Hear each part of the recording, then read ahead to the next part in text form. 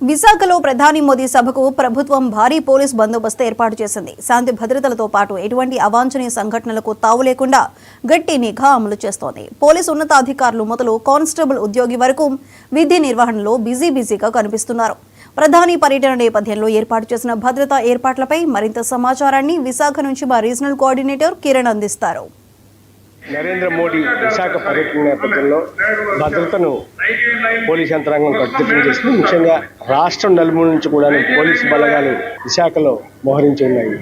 ఏదైతే రేపు సాయంత్రం 4:30 గంటలకు ప్రధాని మోడీ విశాఖ చేరుకున్న నేపథ్యంలో రోడ్డు మార్గాన తాడిచెట్లపాలెం మీదుగా ఇటు ఏయూ గ్రౌండ్స్ వరకు వస్తున్న నేపథ్యంలో రోడ్ షో కూడా ఏర్పాటు చేయడం జరిగింది. ప్రధాని మోడీతో పాటు రాష్ట్ర ముఖ్యమంత్రి చంద్రబాబు నాయుడు, మరోవైపు డిప్యూటీ సీఎం పవన్ కళ్యాణ్ ముగ్గురు ఒకే వాహనంలో ప్రజలకు అభివాదం చేస్తూ రోడ్ షో నిర్వహిస్తున్నారు. ఏదైతే Andhra university economics department Venkatadri వంటిల్లు సమీపంలో నుంచి ఈ రోడ్ షో ఉన్న నేపథ్యంలో పోలీసులు పూర్తి స్థాయిలో భద్రతను ఏర్పాటు చేస్తూ కట్టుదిట్టంగా వ్యవహరించేందుకు ఎక్కడా కూడా ఎటువంటి అవాంఛనీయ సంఘటనలు జరగకుండా ఉండేందుకు పోలీసు బలగాలు భారీగా మోహరించి మనం విజువల్స్లో చూడొచ్చు. దాదాపు 4,000 మంది పోలీసు సిబ్బంది ప్రధాని మోడీ పర్యటనలో వాళ్ళ విధి నిర్వర్తించేందుకు సన్నాహం చేస్తారు. దీనికి సంబంధించి ఇంకా సమయం తక్కువగా ఉన్న నేపథ్యంలో ఇప్పటికే రాష్ట్రం నలుమూల చూసినటువంటి ఏసీపీలు, డీసీపీలు,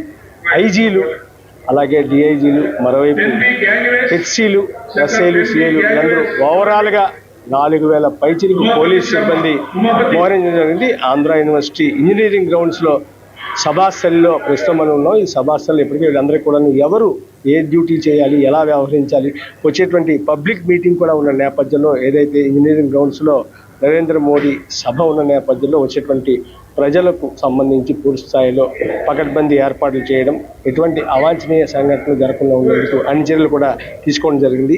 వచ్చేటువంటి ఎవరైతే పార్టీ తాలూకా అభిమానులు, కూటమికి సంబంధించిన అభిమానులు కావచ్చు, మరోవైపు కార్యకర్తలు కావచ్చు, వీళ్ళందరూ కూడా దాదాపు 1,50,000 నుంచి 2 లక్షల వరకు ఈ సభా ప్రాంగణానికి మోడీ ప్రసంగాన్ని వినేందుకు వస్తున్న నేపథ్యంలో పూర్తి స్థాయిలో భద్రతాపరమైనటువంటి అన్ని చర్యలు కూడా పోలీస్ యంత్రాంగం తీసుకోవడం జరిగింది. ఇప్పటికే దాదాపు 4-5 రోజుల నుంచి కసరత్తు చేస్తూ ఇక తుది సమయం వస్తున్న నేపథ్యంలో రేపు సాయంత్రం 4:30 గంటలకు మోడీ విశాఖ చేరుకుంటున్న నేపథ్యంలో ఇప్పటికే ఎవరెవరికి డ్యూటీస్ అలాట్ చేయాలి ఏంటి అనేది పూర్తి స్థాయిలో ఉన్నటువంటి ఉన్నతాధికారులు ఇప్పటికే పోలీస్ సిబ్బందికి అందరికీ కూడా వాళ్ళ డ్యూటీకి సంబంధించి అన్ని యాక్షన్ ప్లాన్ ఒకటి తయారు చేసి, అలాగే అదేవిధంగా మోడీకి సంబంధించిన టూర్ రిపోర్టు, అలాగే ప్లాన్ మొత్తం షెడ్యూలింగ్గా అందరికీ ఉన్నతాధికారులందరూ కూడా అందించడం జరిగింది.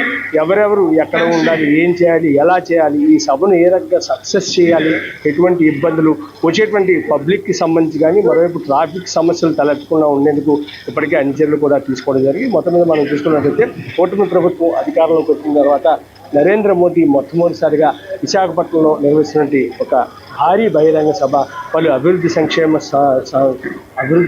కార్యక్రమాలకు సంబంధించి శంకుస్థాపనలు ఇదే వేదిక ద్వారా చేస్తున్న నేపథ్యంలో కూటమి ప్రభుత్వం మోడీ పర్యటన విజయవంతం చేసే దిశలో ఇక్కడ పోలీస్ యంత్రాంగం ఎటువంటి ఇబ్బందులు వచ్చేటువంటి పబ్లిక్ కానీ మరోవైపు నాయకులకు, మంత్రులు, ఎమ్మెల్యేలు అందరూ వస్తున్న నేపథ్యంలో పూర్తి స్థాయిలో పకడ్బందీ చర్యలు చేపట్టినట్టుగా స్పష్టమవుతుంది. కెమెరామెన్ రాజశేఖర్